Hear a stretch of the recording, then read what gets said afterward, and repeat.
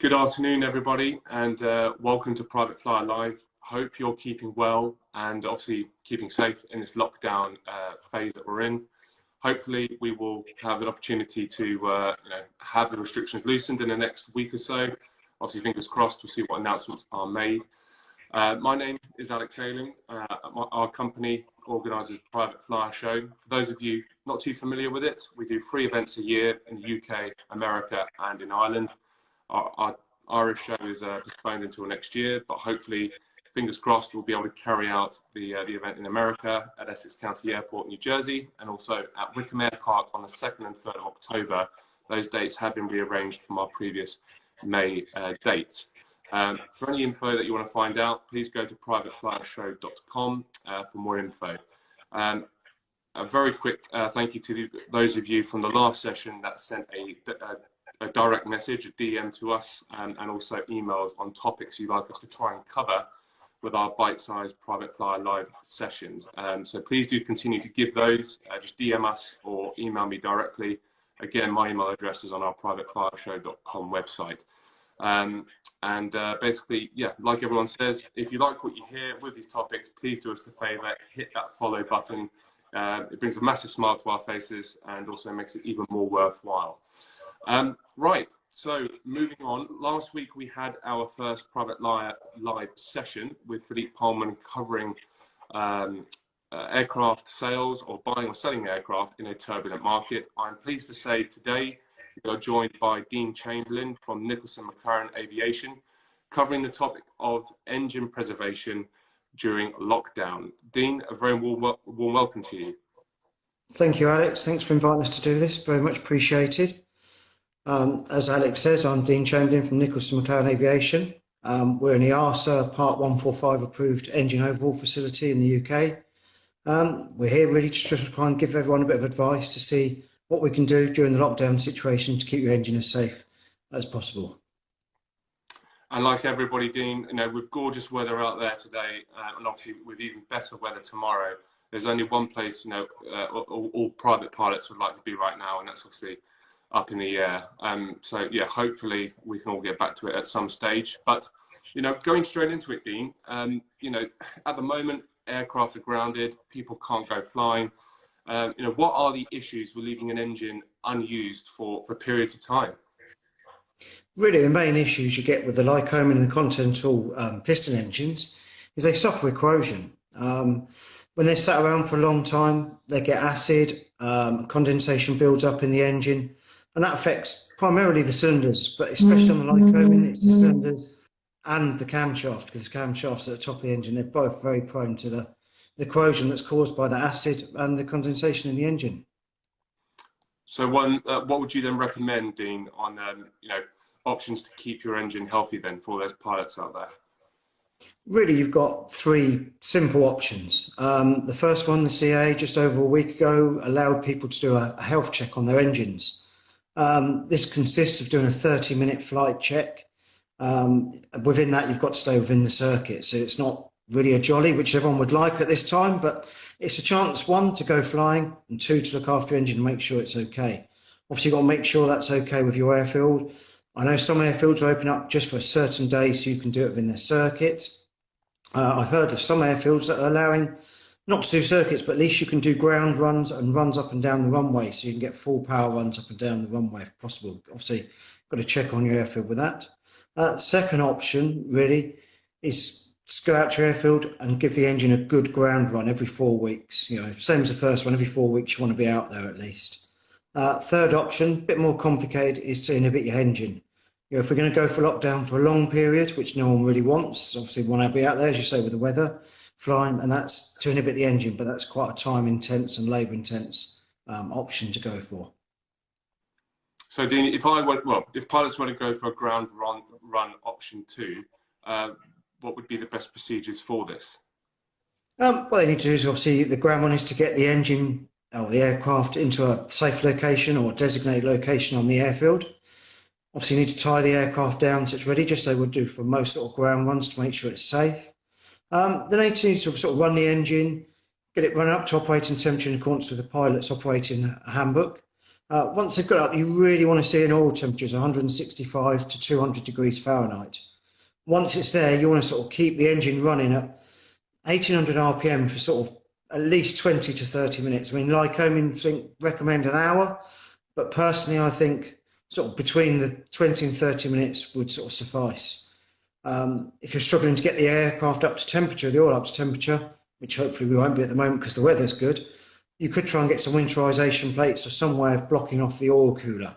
But just keep an eye on all the other temperatures if you're going to go down that route. Sure you do get the engine up to full temperature, up to the full 165 to 200. If you're going to not run it too hard or can't run it too hard, have it idling too long, all you're going to do is glaze the cylinders. You're going to create oil that's then not going to burn off that acid and off that condensation because it's not going to get up to temperature. It really has got to get up to temperature to burn that oil and contaminants out of the oil to keep your engine sort of nice and safe. Again, like I said earlier, that should be done every 30 days, really, if possible. If you can get away more, then that's good, but at least every 30 days to get that condensation out of the engine. So Dean, if we decide to inhibit option 3, what do we need to do this? Option 3 is a little bit more complicated. Needs someone a bit skilled. I would recommend a licensed engineer or at least someone who's very competent in what they're doing. Ideally, to sort of inhibit the engine, what you need to do is to get the engine up to temperature. Once it's up to temperature, then you can drain that oil out.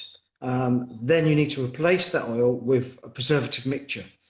There's a few preservative oils, but I'd prefer to use Aeroshell Fluid 2F. Right. What you need to do is you need to mix 1 part of that with 3 parts of either Aeroshell 80 or 100, whichever one you prefer to use, or what's in your pilot operator's handbook for that engine. Reinstall it into the engine, run the engine, and make sure you get that engine up to temperature again, 165 to 200 degrees.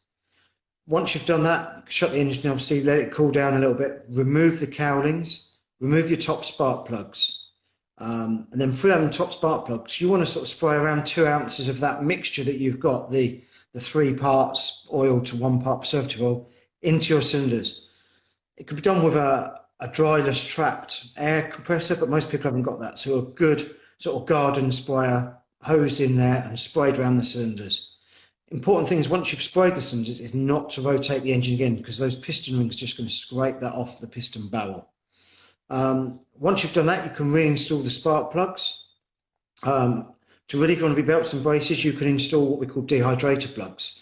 If you can get them, the part number is MS27215-2.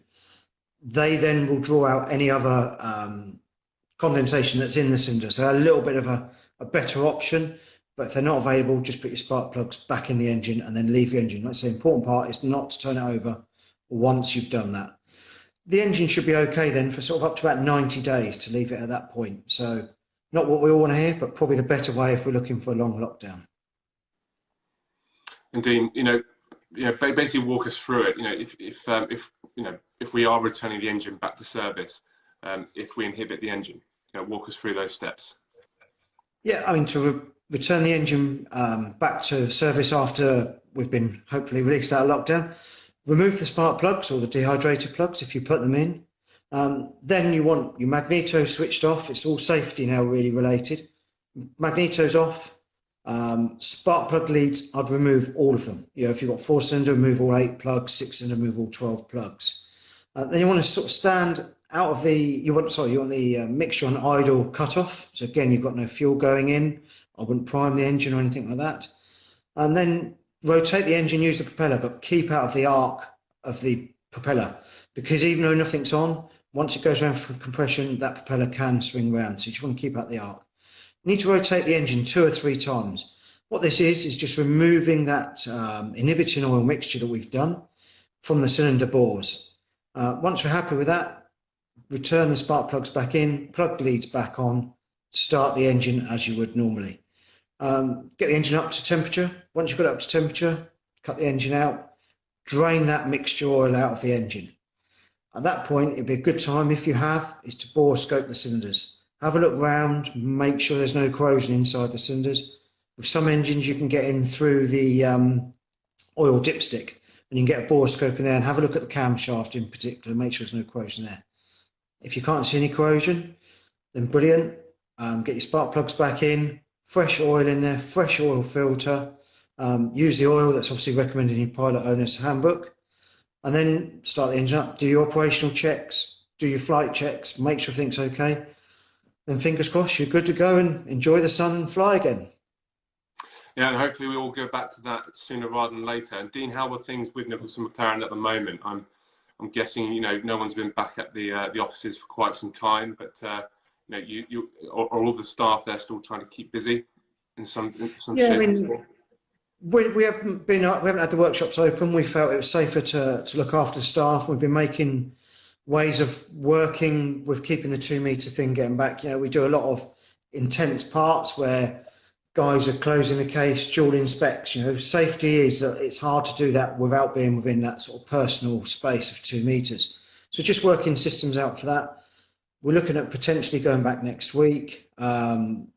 People are going to be wearing masks, gloves, all the tools, because we have a lot of shared calibration tooling that is sent off once a year to be calibrated, and you can't have many of those. So again, that's going to have sort of cleaning bays next to it, so as soon as someone's used it, it can be cleaned, ready for the next person. I've been out of the office. We're still getting plenty of inquiries. We've got lots of work to go back to. Like I say, we really just want it to be safe, do the right thing, look after our staff, and get ourselves back to it. Brilliant. And Dean, if anyone that's watching right now, and anyone that watches this in the next 24 hours, or indeed on our website, if they had some questions to ask you directly, they could do so by going to your website. I think from what I checked, your email address is at the top of the website. Exactly. My email address is at the top of the website. If not, easy, aviation.sales@n-mclaren.co.uk. I'll be picking those up anytime as of Monday, because obviously bank holiday tomorrow, so VE day. Of course. But yeah, as soon as that's over, I'll pick them up. Any questions, if anyone's not sure, they want some more information, something a bit more in-depth email to them, then please email me and I'm more than happy to help. And guys, Nicholson McLaren will also be at Private Flyer Show, hopefully if we're able to organise that event on the 2nd and 3rd of October. Again, just to reiterate, any other topics you'd like us to cover, please do so by sending us a DM or an email to myself, Alex. That's all on privateflyershow.com. And if you like what you hear, please do hit that follow button. It really is greatly appreciated. Dean, thank you so much for giving us your time today. I think we've hit that 15-minute bite size. Just about. Yeah, exactly. Just about there. This is perfect. So, yeah, without any more delay, I know you want to enjoy and have a glass of beer or have a beer in this in this beautiful sun. So I'll let you go, but thank you so much for joining us today. It's much appreciated. Brilliant, Alex. Yeah, no, thank you very much. And we look forward to seeing you at Private Flyer. Fingers crossed that's going to go ahead in October. So, yeah, absolutely. Thank you. Cheers, Dean. Thank you. Cheers, Bye. Alex. Thanks a lot.